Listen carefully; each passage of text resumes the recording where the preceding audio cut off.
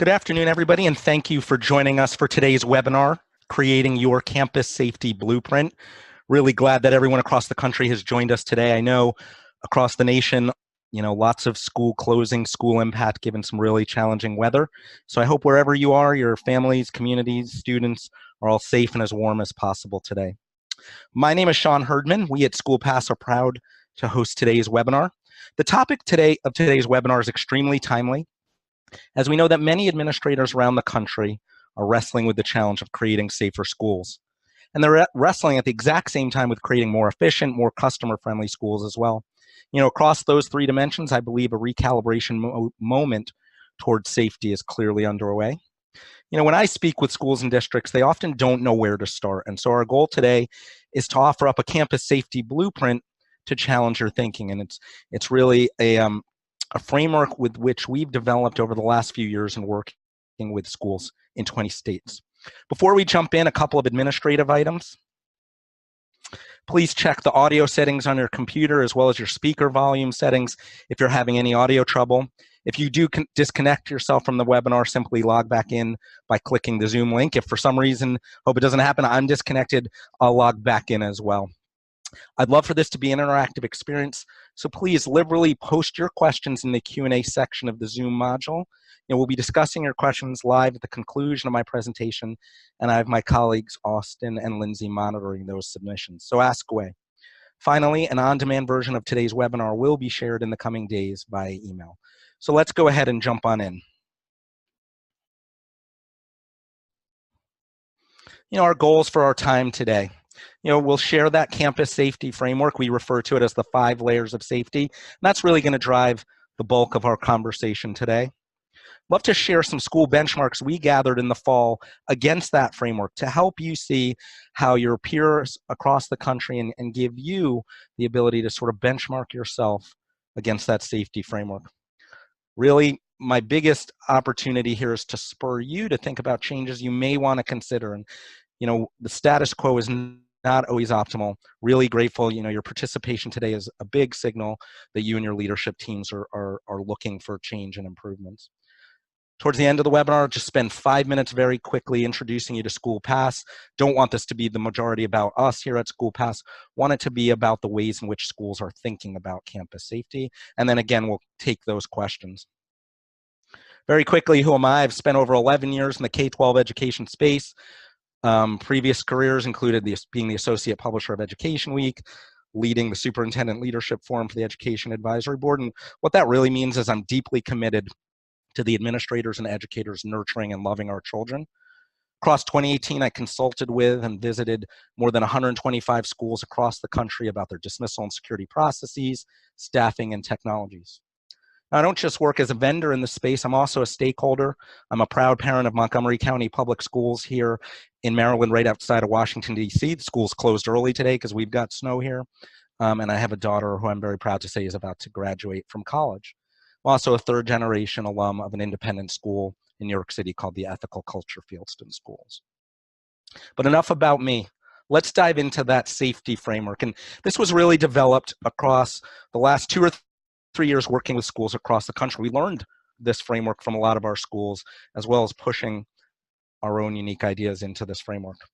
What we found is that the most innovative schools really thinking about keeping students and staff safe at the center of their school buildings, their campus, their ecosystem, really are thinking about 5 layers here in 2019. The first is perimeter security, and they're thinking about that very broadly. So this graphic sort of suggests gates, and that's one piece of it, one potential piece. But in perimeter security, we're thinking broadly. We're talking about tracking of vehicles coming onto campus, surveillance cameras across campus, access control on all of the doors into and out of the buildings on a school's grounds, visitor management to be correctly assessing, doing background checks, and registering any adult on campus at any given time. So perimeter security, clearly a key piece, and it'll be where we start our conversation today. We call it driver authorization, but what we really mean here, we grew out of being a car line-oriented business many years ago. What we're talking about is adult authorization, right? Are we dismissing kids every single day only to an adult who's authorized to take them off of our campus? Layer 3 is a place where we know that many schools kind of overrate their engagement as this part of the safety framework. It's arrival and dismissal changes. And the easiest way to think about it, I'll bore you guys to death with stories about my sons, Henry and Peter. Henry's a 4th grader, Peter's a 1st grader. Does my son's school know how they are supposed to go home today, Friday, February 1st? Right? Do we have a valid dismissal instruction for every single student? And is it visible in real time across the school or district ecosystem? And the reason that's important is because when we hit layer 4, when it's 3 o'clock, 4 o'clock, whenever dismissal is at your school or schools, it's go time, right? And this is a period of immense movement on campus, lots of students, staff, adults, lots of chaos. It's the end of the day for exactly nobody. Your teachers need to get back to lesson planning, parents racing home to make dinner, get to soccer practice, pick up kids from other schools, right? If we're not tight at layer 3 and knowing how every student's supposed to go home, and then at dismissal time have tools to implement it with fidelity, every single day we're going to be exposing ourselves to a very high chance of small safety risks, right? So perimeter security, layer 1, so many of our schools are contextualizing this correctly, thinking about some of those big, horrific, violent offender stories. But the story we're trying to suggest here is there's 4 other layers that you as a school need to be thinking about to reduce the risk of emergent incidents on your campus, right?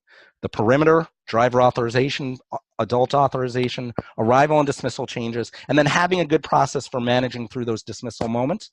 Lastly, our schools really did challenge us thinking about the ways in which they prepare for fire drills or campus lockdowns, right? Or God forbid that nightmare scenario we're all in 2019 so concerned about. They challenged us and said the ways in which we're preparing for that don't stand up, particularly as it relates to taking attendance during a drill or active emergency on campus. So the 5th layer is really designed to be a supporting layer across the first 4, right? If something goes wrong on our campus, can we quickly identify where all students and staff are and vector first responders to the right location? So emergency check-in. Those are the 5 layers of safety that we think constitute a core element of any school's safety blueprint.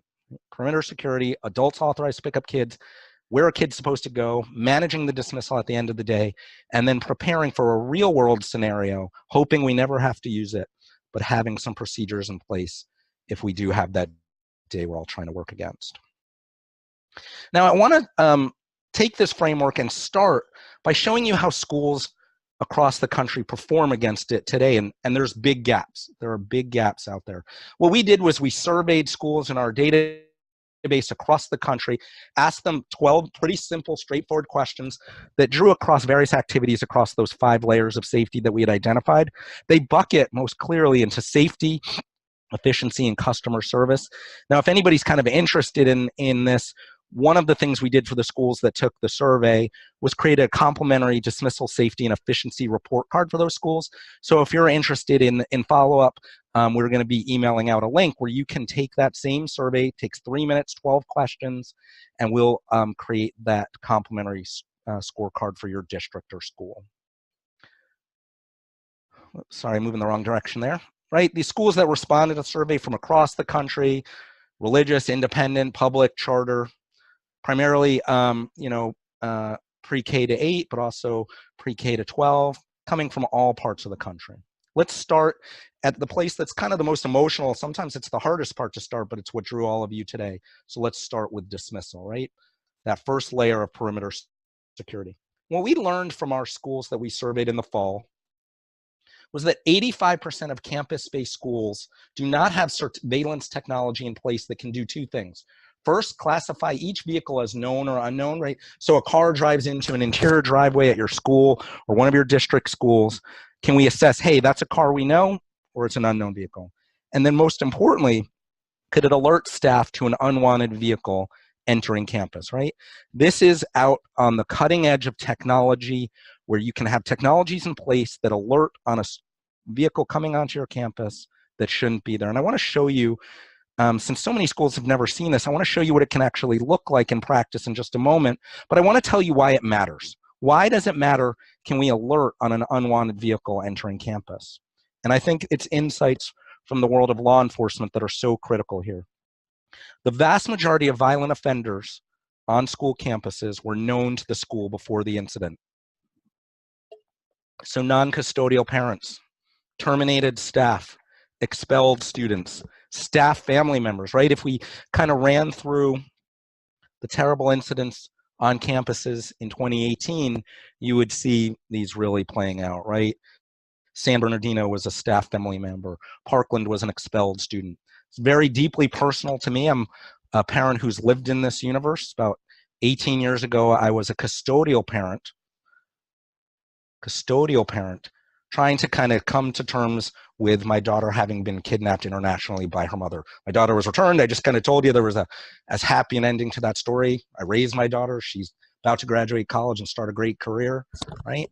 But non-custodial parents are a major issue for many schools. I had that day where I came to you as a school or district, showed you photographs, court orders, all that stuff, and said, help me keep my daughter safe. And so here's kind of the first moment, and I know it's a little bit uncomfortable, but it's a place I really want to challenge you to think about things at your school or your district, right?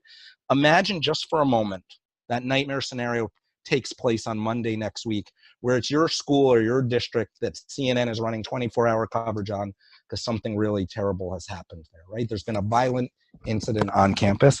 I challenge you to think about, do you have a list today on Friday that's 5, 10 people that you might say, I think those are the people who, if I had a time machine and could rewind the clock back today, are people I'd be worried about, right? The non-custodial parents, staff you fired who kind of weren't too happy about it, students you've expelled.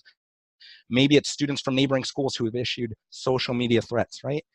I would challenge you that if you and your leadership teams don't have a list of folks you're worried about, it's a key first action item in the perimeter security piece of the safety blueprint.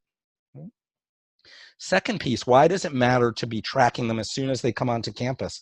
And the reason is that data from the Secret Service and police organizations around the country show that these violent incidents transpire incredibly quickly, 8 minutes or less. We'll watch it for 24 hours on CNN or Fox or MSNBC or whatever it is, but start to finish, the average time is 8 minutes or less. And I suspect at most of your schools, your local police department has timed arrival to the campus between 60 and 120 seconds, right? You as a school are fighting for every second to make a difference when it comes to survivability and mitigating damage on campus. And then the last piece that we just encourage people to really think about is dismissal, right? The end of the academic day is a period of heightened exposure on a campus. Lots of adults on the campus, kids moving outside of the walls, shuttling kids to cars, to buses, to aftercare. It's a period of heightened exposure for sure. I want to provide a real world example just from the last week or two from one of our schools so that you can see what does it mean to be alerting on a vehicle that you have concerns about. And I'm showing you a view from one of our schools. It's in Dallas, Texas. I blinded out some individually identifiable information, but I'll share the story with you. You can see here that on the 15th of January at about 11:49 a.m. in Dallas, a black pickup truck with this license plate came onto campus. And there was a backstory here, right? This vehicle that had entered just a few moments before in front of the school in Dallas had seen the gentleman in the black pickup truck throwing garbage literally into the street in front of the school. And this driver stopped and had some words with that pickup truck's driver.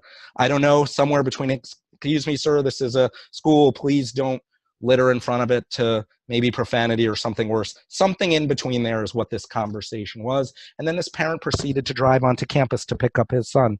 Well, that black pickup truck followed that gentleman, that parent, onto campus, right?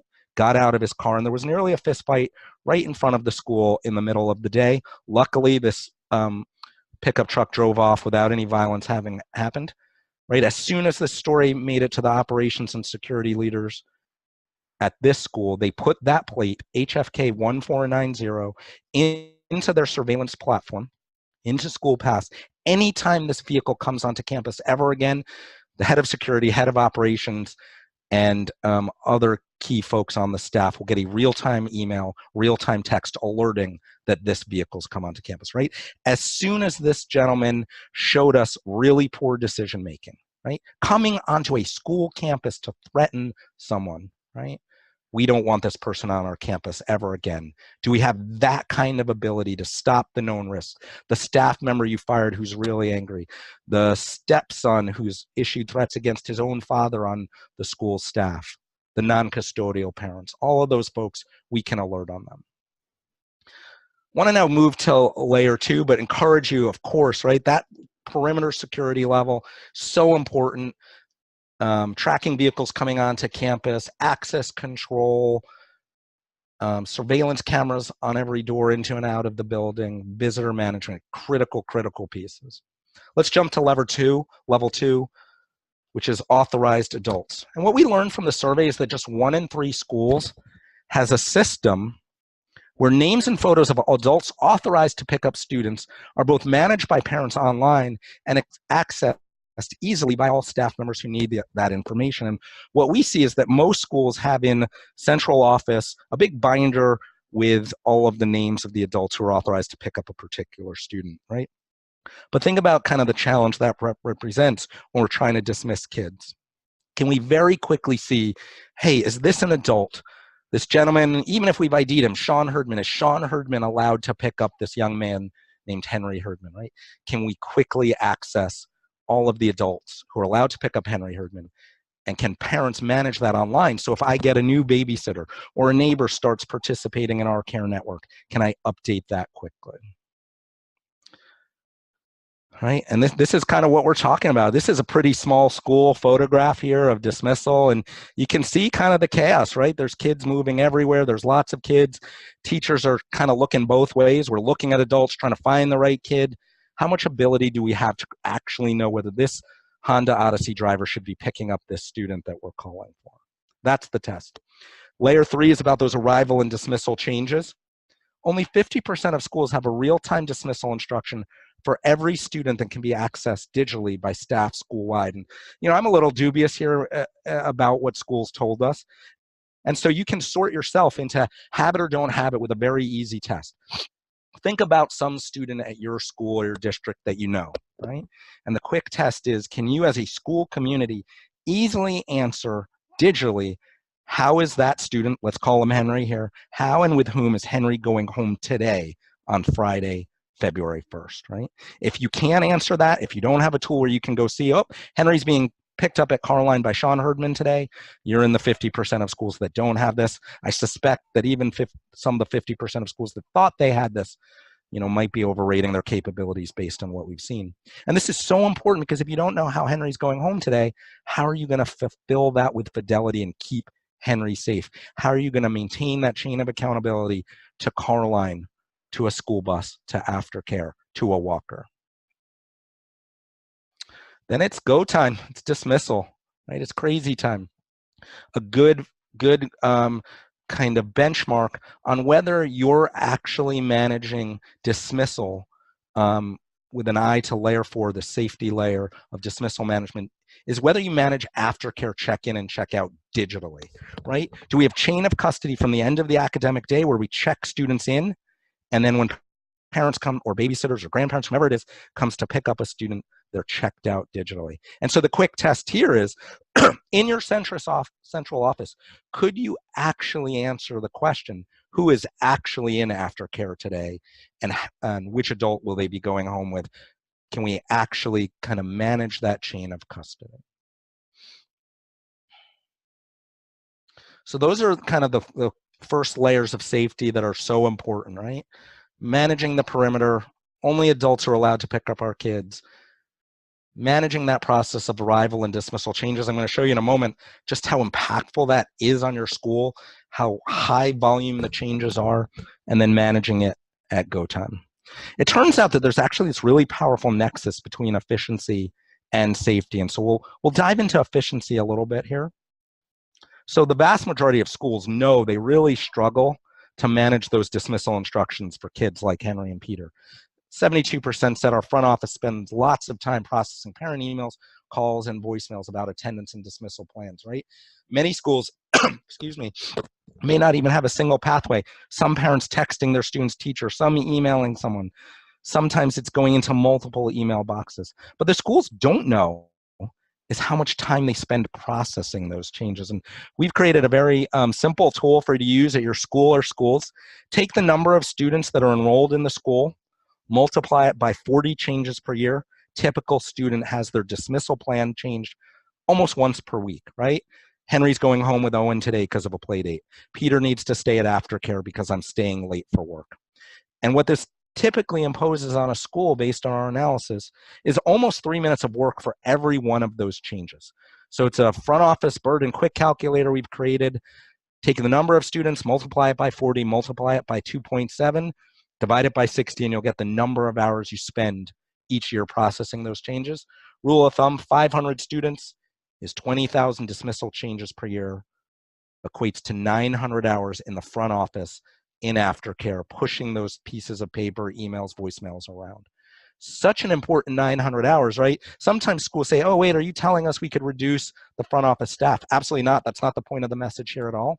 The point of the message is technology allows you to transition those 900 hours of essentially pushing paper around to supporting better school safety, supporting instructional practice, supporting families and administrators in real urgent and emergent needs today, rather than spending those 900 hours doing what technology can accomplish. And the reason, right, is because we're using a 1988 approach to communication.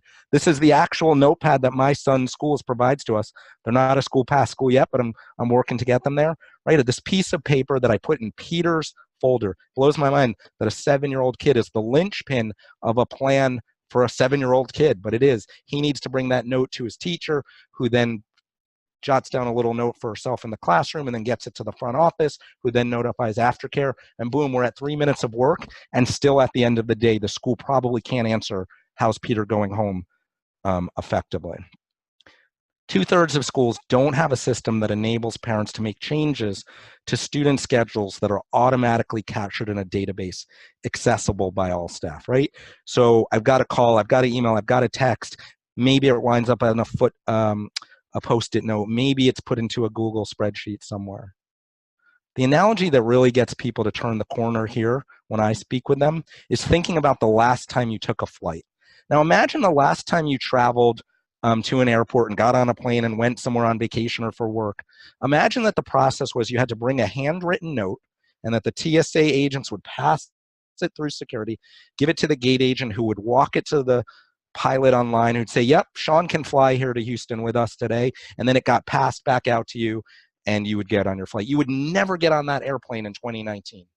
But that's what we're doing with our students today, right? We have paper-based, very static lists of how kids are supposed to go home when technology enables us to manage the instruction in the same way that you booked your flight. All right, then customer service, right? So many schools are struggling with safety and customer service and imagining those things as in opposition, which sometimes they are. You know, our founder loves to talk about how sometimes accountability and safety come at a price, but sometimes customer service and safety go hand in hand, right? Turns out that we're interrupting our most important customers every day in this layer 3 of arrival and dismissal changes. 70% of schools saying teachers need to check emails, voicemails, and text messages to see parents' dismissal change notifications. And again, we're just like all kind of comfortable with that without thinking what it means, right? If you only have 20 students in the classroom, and this is that moment we're trying to create, this moment of engagement with this fantastic teacher, nurturing and instructing and growing together with his students, right? If he only has 20 students, and I suspect many folks on this call have classes bigger than that, he's going to be interrupted 4.5 times per day based on that same volume of changes I just walked you through, right? 70% of schools saying, yep, we're interrupting our teachers. So our most important customers, as we're planning for safety at the end of the day, we're interrupting our most important customers. Then there's the second piece, right? We know our parents are our most demanding customers. 72% of schools tell us that they believe Carline is fast, easy to manage, and easily supports carpools, right? This is a little bit of a indicator of, is our customer service, our operating efficiency, and safety all kind of coming together at the end of the day. And I've shared with you here a story from the Houston Chronicle, right? Parents incensed by the school's pickup policies, right? So would your parents agree that pickup every day is easy? It's fast. Would your staff say, yep, I would love to volunteer to be on Carline today. I would love to volunteer to manage bus dismissal today. I suspect it's chaos for everyone involved, right? The real math is that the dismissal time the school perceives, be it car line or buses, whatever it is, they tend to think of it as the dismissal bell to the last car, the last bus, the last student leaving school. The parent math is how much time do I spend in front of the school, in car line, waiting at a bus stop, whatever it is. And here's the real story. When it comes to customer service, it's the parent math that actually matters. It's the perceptions that matter.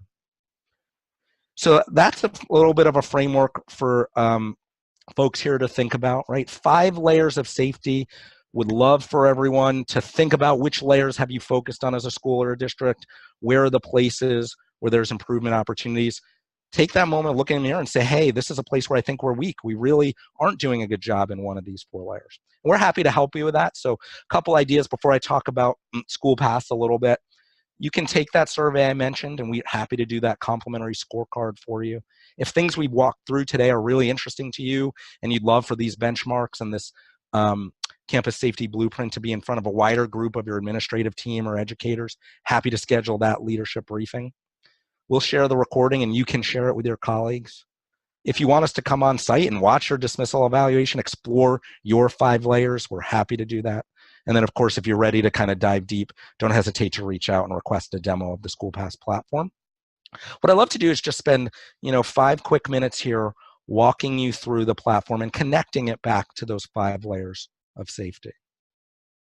And again, any questions you had, based on those benchmarks, based on the campus safety blueprint, please put them into the Q&A box.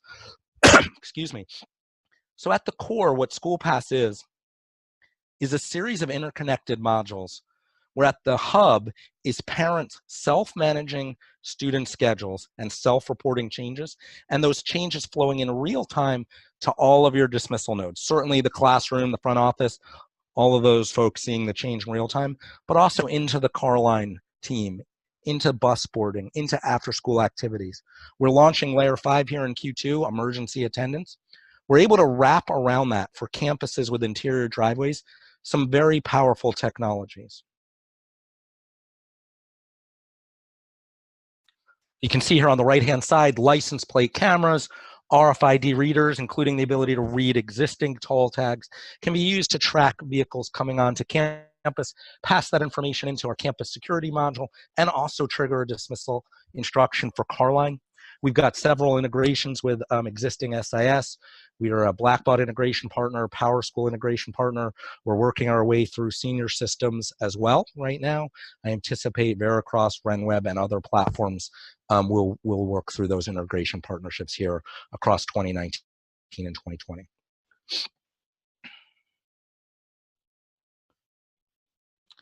Right, so I, as a parent, set Peter and Henry's default dismissal instructions. So every typical Monday, every typical Friday, I know how they're supposed to go home as a school. At this school, John, on Monday, he's in carpool. Tuesday, Wednesday, Thursday, he takes a specific bus to a specific bus stop. And on Friday, he'll go into aftercare. That's what we call those default dismissal instructions. I, as a parent, using this parent app, can make changes in real time. Move my boys into another family's carpool, drop them into extended day, put them on another school bus. I love this. This is what we call the playdate button internally, move to students. So if my wife arranges a playdate for Peter with his friend Owen and says, as she's running out the door, oh yeah, tell the school that Peter's going home with Owen, but I have no idea how Owen goes home. I just assign Peter to Owen and his instructions will take over today, Friday the 1st. Can record absenteeism, and this is so powerful, right? We know so many times parents forget to report a student absent because if the child is sick, they're struggling to rearrange work, get babysitters, go to pediatrician appointments, whatever it is.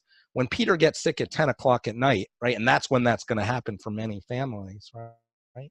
Just in the app, I can report Peter's going to be absent tomorrow. If we plan a vacation for a family reunion in the spring, I could actually book that today in School Pass so that everyone knows it. Can also schedule early pickups and late arrivals so that we know how Henry and Peter are going home. As easy it is to order an Uber or book a flight online, that's how easy it is to say it's Friday, February 1st, and here's how my boy or boys are going home today. And you can see once I make that change, the front office notified, teacher gets a real-time email of the change. We also email teachers towards the end of the day a list of all of the kids who have a different plan than their default for today. Car line, bus boarding, and aftercare are up to date. The impact on the front office is huge, right? So think of each one of these little people on screen as one of those transactions. It's a voicemail I left for you saying Henry and Peter need to come to extended day today. That's that 3 minutes of work. 85, 90% of it's eliminated. For a 500 kid school, it'll save you 900 hours. Knowing the vehicles and drivers on campus, so important. You can see here, right? Using license plate cameras, we've recognized Mrs. Briansky's come onto campus. We've assessed she's a parent. The second vehicle is an unknown driver. We don't recognize that plate. It's probably a parent or a grandparent or a babysitter who we need to add to the system, but we're recognizing straight away it's unknown. We can put a different set of eyes on that vehicle at Carline or on the campus during the day and try to figure out who they are. If we ultimately assess that BA 6014 shouldn't be on campus, we can create that same triggered alert that I shared with you earlier. That's what we call a bad actor alert, right? In real time, an individual or a group of people can get a real-time email, a real-time text saying, this non-custodial parent who's not supposed to be here is on campus. We need to engage and interdict right now, right? And keep in mind, right, this 8-minute window, like we have to quickly be prepared when this vehicle is coming onto campus. Right? Efficient schools automate the car line. And again, efficient car lines create safer car lines, right? So again, we've recognized Mrs. Briansky. We're seeing her in our campus traffic module, the safety module, but we're also seeing her here in carpool. It's the end of the day. We're triggering that dismissal instruction for her son, James. But today you can see the student who's in yellow. He's had a change to his schedule. David's having a play date with James today.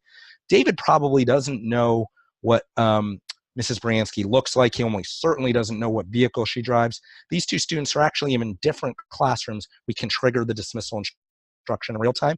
We can also give an estimate for how long each vehicle is going to require a real-time algorithm running each day to what we call the safe loading zone. So if in front of your school, we load 6 or 8 cars at a time, Chris Hansen, this vehicle here, is going to be in the safe loading zone in 6 minutes. Reality is it takes third graders 6 minutes to get out to car line. It's time to send them. When you're processing a car line in this kind of automated fashion versus using megaphones, all call, or just what one of our schools jokingly refers to as human facial recognition, right? Teachers just recognizing cars and then trying to pull kids to cars. When you automate your car line, it typically moves 25 to 50% faster. Right? Layer 4, right? Are we digitally managing kids in and out of aftercare onto buses? You can see here what we do in School Pass. So we know the students that are supposed to be here at aftercare on the left-hand side. Today, there were 8 girls who were supposed to be in this 3rd grade Girl Scout troop. So far, we've checked in 6 of them. Just on any tablet or smartphone, we've got a great app for this as well, checking in students. Then it's pickup time, and we can require electronic sign-out. We can require that signature at sign-in, for instance, for preschools or for sign-out. This drop-down box here where you can see this name Kyung Kim, that has a list of all of the authorized adults who are allowed to pick up Claire. We select which one is picking up, provide the tablet or a smartphone, just using their finger, they sign it, right? We are capturing documented chain of custody, which adult checked Claire in, which adult checked Claire out, and to which adult at which time. If we ever had any issues on why we made a dismissal, we can document it. Aftercare programs love this because this also becomes reportable data. At the end of the month, we can export data very easily around aftercare participation for billing purposes if that's necessary. On the right-hand side, you can see our bus app, right? On today, Friday, February 1st, here are all the kids who are supposed to be on the Brentwood bus. Just on the app, very easy, just click that bus icon to check them in. Go to depart the bus. If I haven't resolved every kid who's supposed to be on the bus, I get an error message. Once I depart the bus, all the kids whose family said they were supposed to be on the bus get a real-time email that says the bus departed at this approximate time and their student was or wasn't on the bus. We're getting ready to launch visitor management, so parents visiting the school or volunteers, vendors and contractors coming to do electrical work, whomever it is, using just an iPad kiosk, scanning their driver's license, doing a background check off the Family Watchdog database, printing out badges, providing quick pins to your PTA presence, all of that. Really a fantastic platform for managing all the adults on campus. And then lastly, emergency check-in. So this is coming in Q2 as well, right? This is that 5th layer, right? So in a drill or active emergency, I, as a teacher, can say, yep, I got Jake, right? A text would have been triggered, or then in the app, my students in my class roster appear. I can also search. So, for instance, you may not have a classroom assignment. You may not have instructional responsibility. All the folks on this webinar today might be sheltering kids in their office, out on a soccer field, across the street in the community, right? That's the real world we need to prepare for. You can say, I've got Jake, I've got Ann, I've got Kate, but she needs first responder attention. You report your own location and well-being as a staff member. We're trying to solve those two problems of first responders getting to the right place as soon as possible, particularly on large schools, large campuses. And then, of course, quickly accounting for all students and staff. And you can see what we're trying to do here, right? So if Joe's family marked him absent through school pass, he won't even appear in the roster at emergency check-in. So many schools waste so much time during drills and active emergencies trying to find the 5 to 10% of kids who aren't on campus any given day. This is an evolving product for us. I think 2.0, for instance, would include things like family reunification after the active emergency is over. So that's very quickly who we are. Again, if you want to learn more, please reach out and schedule a demo. Austin and Lindsay would love to hear kind of what questions folks were asking. Thank you, Sean. So if anybody else has any questions, go ahead and put those in the Q&A, and we're going to get through as many as we can. So first question up in the Q&A is, what is the cultural impact of moving towards a safety orientation? That's a really great question. I'll come back to our framework here for 1 second.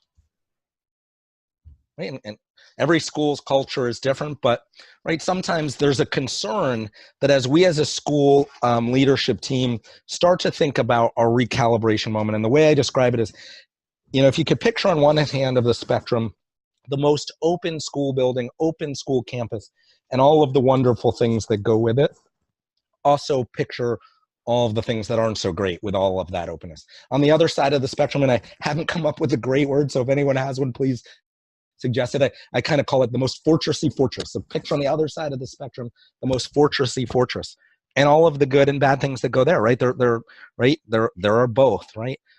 Every school is trying to recalibrate. Every district is trying to recalibrate where they are. Across almost 200 conversations last year, I would say every school is moving towards the fortress, not trying to become the fortress, but recalibrating and thinking across these 5 layers of safety, where are missed opportunities and trying to close those gaps. As it comes to culture, right, sometimes in particular, the use of technology can scare some folks, and that's a concern point that folks will raise. But when we launch at a new school, when we put license plate cameras on campus, they're very inobtrusive, right?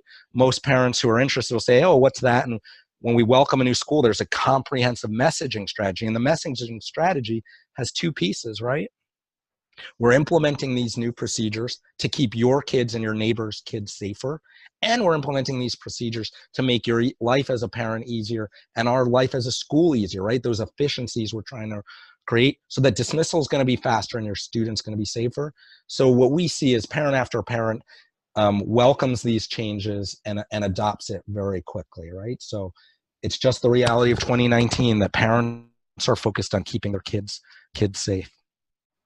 Does that answer that question, Austin? I think it does. Thank you, Sean. So next one up, is it difficult to get parents on board with the School Pass app? Yeah, so I don't think so. And the easiest analogy, right, when we launch at a new school, we send that kind of messaging I was talking about, how-tos and welcoming. The easiest way to think about it is, right, like if you're using Uber as an app, no one needed to teach you how to do that, right? Very easy. I don't know too many families anymore that go outside and raise their hand for a taxi, right?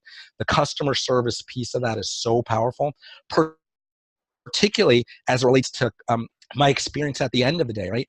Parents can't stand it when they show up at car line, but their kid was moved into aftercare because someone didn't pass that message.